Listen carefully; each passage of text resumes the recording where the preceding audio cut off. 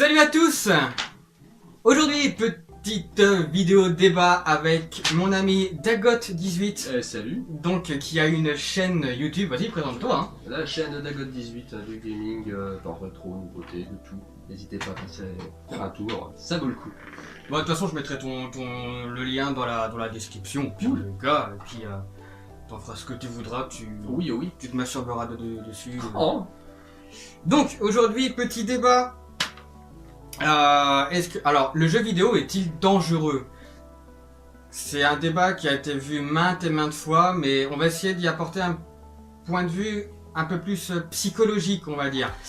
Donc, Dagot a travaille dans un magasin de jeux vidéo et jeux vidéo, DVD, animation Jap. Donc, je voulais quelqu'un qui... Le jeu vidéo, c'est son business, on peut le dire. Donc, alors, que penses-tu de l'univers vidéoludique actuellement? Le jeu vidéo actuellement, il y a quand même de quoi faire à tous les étages, que ce soit sur console, sur PC, il y en a pour tous les goûts. Je vais rebondir directement par rapport à ce que tu pourrais dire par la suite quant à la casualisation du jeu vidéo actuellement, ce qui n'est pas entièrement faux. Mais en fonction des supports, si tu veux du jeu solo, du jeu multi, de n'importe quel genre que ce soit, tu trouveras ton bonheur. Après, c'est vrai que le jeu vidéo a tendance à se diriger plus vers un public plus âgé, plus mature par rapport à une certaine époque. Grand public. Voilà, grand public, c'est le terme exact. Mais sinon, on n'a pas à se plaindre en termes de qualité de jeu globalement, même s'il y aura toujours... Des bouses. Évidemment, ça... Des bouses Il y infâmes. aura toujours des bouses infâmes, il y aura toujours des bons jeux à côté. C'est tout, faut vivre avec. Donc les AAA et tout ça. Donc moi je suis un petit peu tout ce qui est un petit peu contre tout ce qui est jeu en ligne. Parce que moi je joue beaucoup en solo. J'aime pas qu'on me casse les couilles pendant que je suis en train de jouer. Genre les messages, les connexions, je joue toujours en ligne. Donc voilà. Tu es un ermite. Ouais, voilà. J'aime pas jouer avec les gens parce que les gens sont bêtes et méchants. Et ne savent pas jouer également quand ils tombent sur des gars qui... Ça me désespère des fois. Donc je ne joue très rarement en ligne. C'est vraiment très rare que je joue en ligne. Et voilà, donc la casualisation du jeu vidéo, je suis outré un petit peu par ça. Quand je vois les Call of Duty ou les FIFA, où c'est juste des grosses mises à jour que vous payez plein pot. De leur licence, ouais. Voilà, que vous payez plein pot, hein, faut pas croire, c'est juste des mises à jour. Hein. Donc les jeux vidéo faciles, entre guillemets, comme les Call of Duty, qui ont un solo de environ une durée incroyable de 1 heure. Oh non, t'exagères. Non, le Ghost, hein, entre 5 et 8 heures. Le Ghost, il avait 3 heures de solo. Non mais voilà, c'est ça, enfin, globalement. De toute façon, c'est pas des jeux qui se vendent sur le solo, mais pour le multi. Ouais, c'est chiant, moi j'aime pas. Ah mais de toute façon, faut... C'est pour ça que j'ai aucun Call of Duty dans ma Que ce collection. soit les Call of Duty, les Battlefield, enfin tous les jeux de ce style-là, le solo n'est là que pour présenter une petite histoire sympathique et derrière, paf, tu vas sur le multi. C'est tout l'intérêt de ces jeux-là, c'est d'aller se la mettre sur le multi. Ouais, bah, ouais, je suis un petit peu contre. Ah, je suis un vieux con, hein, mais... Ah, on est plus à l'époque des Oui. FPS à papy avec les Half-Life qui avaient une grosse durée de vie, ce genre de choses, hein, c'est sûr. Voilà, donc, alors, est-ce que pour toi, le jeu vidéo est-il trop cher actuellement? Alors très honnêtement, non, je ne pense pas plus que ça. De toute façon, quand on voit les coûts de production de certaines... Enfin, si on parle des AAA déjà de base, sans parler de la qualité finale des produits, ça c'est encore aussi un autre problème, mais non, ce n'est pas si cher que ça quand on compare à certaines époques, si on revient 20 ou 30 ans en arrière, où là le jeu vidéo était très cher. Ouais, faut vous dire que c'était 100 € la cartouche, hein, environ. Voilà. Voilà. C'est... Enfin, même en prenant en compte l'inflation, quoi que ce soit, on s'en fout, c'est pas ce qui est important. Au final, c'est pas si cher que ça, et même le rapport prix, temps de jeu, enfin, globalement, n'est pas non plus... Mais actuellement, un adulte avec un salaire, il a le droit à une large, quand même, large bibliothèque, hein. Oui, bien sûr. Faut pas se mentir. Voilà, quoi. Donc à ce niveau-là, non, le jeu vidéo n'est pas si cher que ça, d'autant qu'on a accès à des jeux un peu moins chers aussi. Enfin, Et en ce qui qui ont en concerne. plus un coût de production beaucoup plus cher qu'à l'époque. Et bien sûr.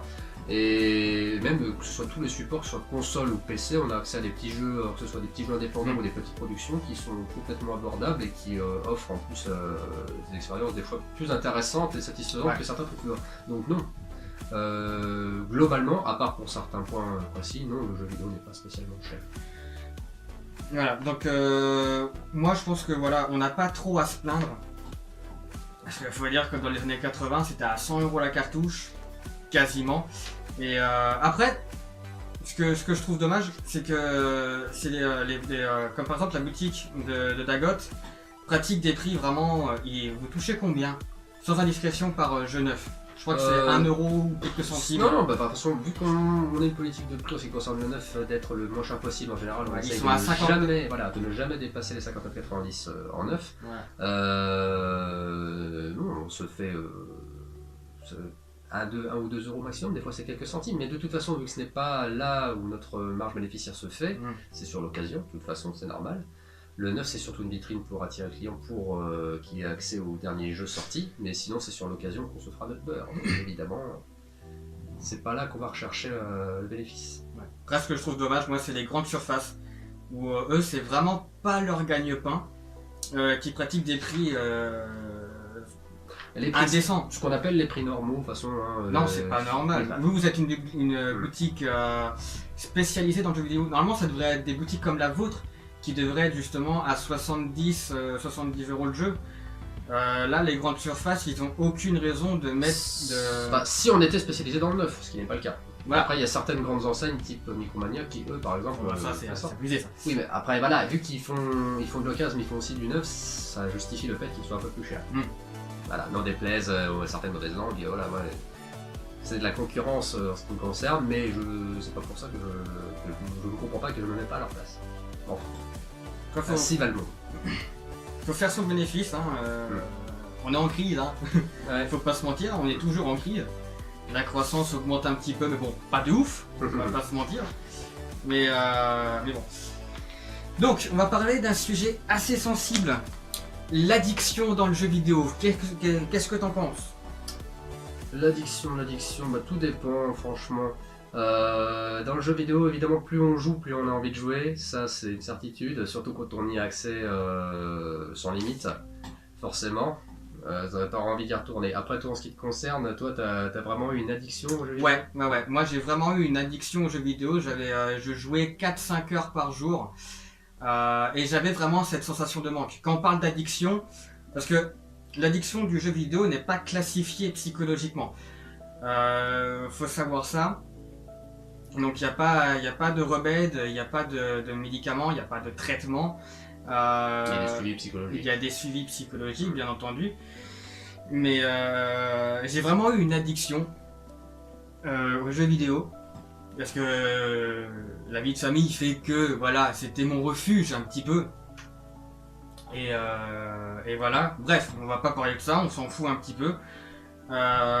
Donc faites attention, si vos enfants commencent à avoir une addiction, quand vous voyez qu'ils commencent à avoir une sensation de manque à ça, arrêtez tout, confisquez-leur moi on me confisquait ma prise d'alimentation, on me l'a planqué, comme ça c'était radical. Bah, ça me rappelle des choses aussi. et du coup voilà. Donc faites attention vraiment, si votre enfant commence à jouer excessivement à des jeux, confisquez-leur, au pire des cas, confisquez-leur pendant une semaine, ou mettez-leur un temps, mettez-leur un chrono à côté d'eux, vous leur mettez par exemple 1 heure ou une petite demi-heure. Ouais, pour que ce soit justifié, quoi, tout simplement. Voilà. Pour que l'enfant, au bout de cette demi-heure, vous lui dites tu arrêtes. Au pire des cas, s'il est en pleine partie, bah, tu lui dis tu finis ta partie et tu arrêtes, tu éteins la console. Donc c'est un travail d'éducation de toute façon. Voilà, c'est ça. Il y a aussi ce problème également, les PEGI. C'est pas pour faire joli. Faites attention parce que quand je vais dans sa boutique et que je vois des parents qui achètent volontairement des GTA V ou du Call of Duty qui sont déconseillés au moins de 18 ans à leurs gamins de 6 ans, moi je suis pas... voilà, après c'est un problème d'éducation, comme dit Dagot. C'est un problème d'éducation. Chacun éduque son enfant comme il veut. C'est là que c'est intéressant parce que là on a vraiment plusieurs cas de figure à ce niveau-là parce qu'on aura des parents qui soit pour nous demander conseil quant au pays en nous demandant est-ce que c'est pas trop violent pour mon enfant justement, et là on leur sortira le laïus habituel de alors oui il a 18 plus parce que le jeu est violent, là parce qu'on va tuer des gens, parce qu'il va y avoir du langage grossier, parce que ça va aborder des thèmes plus ou moins matures, et après le parent se fait son avis, la plupart du temps est un petit peu réfractaire. Et on a aussi ceux qui s'en foutent et prennent le jeu pour leur enfant. On leur aura fait le même laïus, mais ils n'en auront pas grand chose à foutre au final. Donc bon, ça encore une fois, c'est une question d'éducation et c'est bien sûr une question d'accompagnement de l'enfant derrière. C'est, par exemple, même moi, le plus jeune, j'ai joué à des jeux vidéo qui n'étaient pas forcément destinés à mon âge. Le monde, tout le monde, bien sûr. Et quand tu es bien suivi par tes parents derrière, quand on t'explique bien les choses, même quand tu es très jeune, ça se passe très bien. C'est une part des choses à faire, c'est un juste milieu. Oui, donc comme vous voyez, voilà, moi je suis souvent en train de traîner, entre guillemets, et que je me rends compte qu'il y a certains adolescents qui se prennent vraiment, mais vraiment pour des héros de jeux vidéo. C'est assez chaud. Là, c'est vraiment un gros problème d'éducation. Là, on est vraiment sur du je m'en foutisme des parents, mais à un level cosmique. C'est malheureusement la génération actuelle qui veut ça aussi. C'est ça aussi. C'est un autre problème. Là, après, c'est un autre débat. Hein. Mais voilà. Donc, prenez vraiment garde à vos enfants si vous en avez. Voilà, mon public, entre eux. Je sais même pas, les dernières fois que j'ai vu les statistiques, c'était entre 17 et 24 ans. Voilà, il y a peu de chances que vous ayez un enfant, même si actuellement, voilà, on fait des enfants de plus en plus jeunes, mais bon, après ça c'est un autre débat. Mais faites vraiment attention à vos enfants. C'est quelque chose, voilà. Moi je suis un ancien addict, hein, voilà.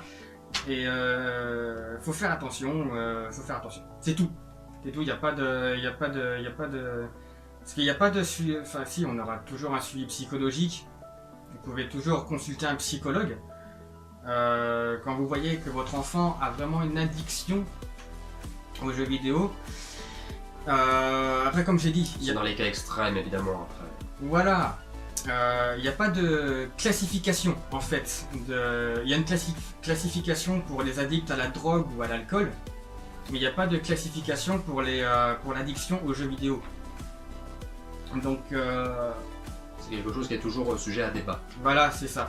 Même au niveau psychologique, hein, les psychologues sont pas forcément tous d'accord sur ce genre d'addiction.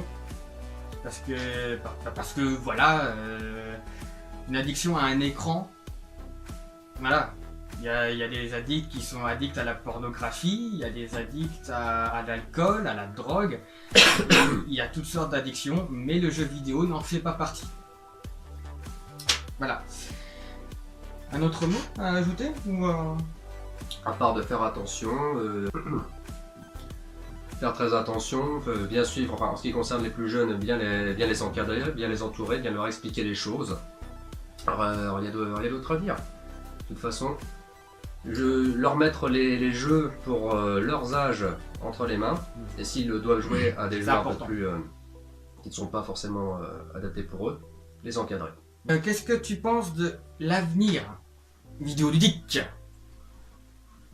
Qu'est-ce que t'en penses? Dans quel sens déjà tu dis ça? Tout ce qui est tu sais, un petit peu dématériel, sur l'ère du démat, tout ce qui est l'ère de la VR. Voilà, oui. En ce qui concerne la VR, pour moi, c'est encore trop tôt. Même s'il y a des choses intéressantes, c'est quelque chose qui se développera avec le temps, il faudra vraiment voir ce que ça va donner.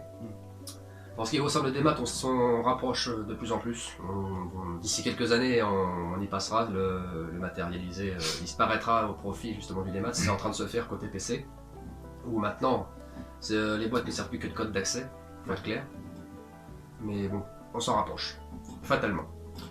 Après voilà, c'est embêtant pour les collectionneurs entre guillemets de jeux vidéo qui ont besoin, on va pas se mentir, d'un support physique. Et le rétro gaming est en train de surcoter, mais un truc de ouf. Oui, je confirme. Ouais. Il faudra mettre de plus en plus d'argent. Par exemple, si on veut faire une full set, si on va avoir certains jeux. Je prends le Rule of Rose sur PS2 qui cote à plus de 100 € actuellement. Tout à fait. C'est n'importe quoi. 100 €, c'est un mois de course pour une famille de 3. En plus, c'est pas un bon jeu, c'est ça le pire. Voilà, en plus, c'est une bouse infâme. Je trouve ça un peu dommage qu'on passe sur l'ère du dématériel. Après, c'est pas encore fait. Ça pourrait avoir de gros... Enfin, en effet, ça a un énorme avantage. Que ce soit en termes de gain de place ou que ce soit avec la technologie du cloud qui s'étend de plus en plus. Normalement, ça ne peut avoir que des avantages, mais il faudrait que derrière l'avantage financier suive. Qu'est-ce que quand on propose en dématériel en termes de prix quelque chose d'aussi cher que si on l'avait en physique, et même des fois plus, ça doit être le contraire. Là, je dis non. Et le domaine de l'occasion va s'éteindre aussi avec l'ère du dématériel. Bien évidemment. Tout ce qui sera en matérialisé maintenant sera de l'ordre du rétro gaming quand on passera au tout début. Voilà, c'est ça. Après, les magasins comme le tien finiront par disparaître petit à petit. Tel qu'on les connaît maintenant, en tout cas. Ouais, voilà.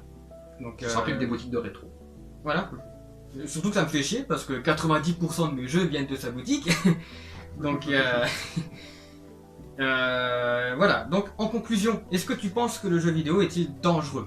Non, tant qu'on a bien un bon suivi, un bon accompagnement, une bonne éducation, non. Clairement pas. Je suis complètement d'accord avec lui. Donc, ayez un suivi. Quand on va encore parler d'addiction, hein. Parce que c'est quand même un point de vue important quand on parle de la dangerosité d'un jeu vidéo. L'addiction est vraiment un des points forts à prendre en compte. Voilà, on n'est pas des vieux cons, hein. Un petit peu quand même. Juste un peu. On est de l'ancienne génération, on est de la génération 80 et 90. Je te veillis pas? Complètement. Oui, moi j'ai grandi avec la Master System 2 avec Skill alors. Ouais, voilà. J'ai grandi avec la PlayStation. Ouais, voilà, donc moi je suis un petit peu d'avant, tu vois. Donc... Voilà. Ayez un suivi. Si vous avez des enfants, vraiment, je parle en tant qu'ancien addict aux jeux vidéo. Même si on peut pas parler d'addiction, parce qu'il n'y a pas de classification à proprement parler, mais en tant que drogue, j'avais vraiment cette sensation de manque quand j'avais pas ma dose, et je pouvais devenir assez violent même. Et du coup, voilà, donc faites attention à vos enfants, prenez soin d'eux également, parce que c'est important d'avoir une vie de famille. Quand ça commence à empiéter sur la vie de famille également, faut arrêter, faut tout arrêter. Confisquer, même s'ils pleurent, même s'ils crient, même si vous vous en foutez, confisquer. Nous, moi, ça m'a pas tué, hein. Au contraire. Pareil. Voilà. Je me suis juste un petit peu plus concentré sur les études et puis voilà. Hein. Maintenant, j'ai pas à me plaindre. Donc, en conclusion, moi, je ne pense pas que le jeu vidéo soit dangereux en soi. Il faut juste, voilà, mettre des limites. Un encadrement, faut pas que ça empiètre sur la vie sociale et de famille.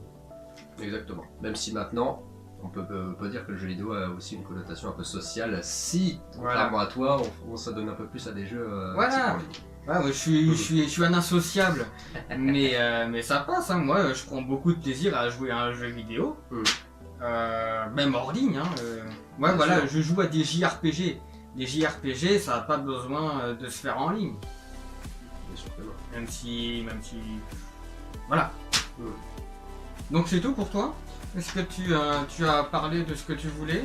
Oui, moi je pense qu'on a abordé tous les sujets qu'on voulait. Ouais, voilà. Donc, en attendant, prenez soin de vous, prenez soin de hard rock, et écoutez du métal. Salut! Salut!